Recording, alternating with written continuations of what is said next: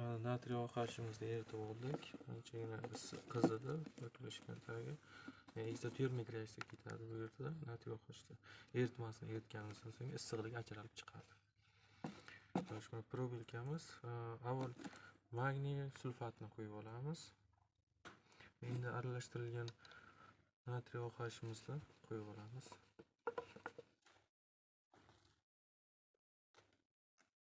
Yaqinroq keltiring. Mana. Ko'rib turganingizdek natriy sulfat hamda magniy gidroksid hosil bo'ldi.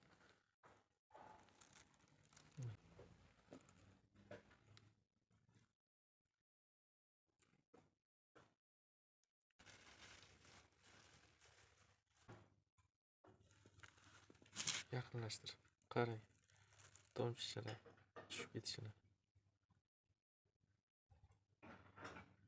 Qanday chiroyli. Tomchilar tushishini qarang.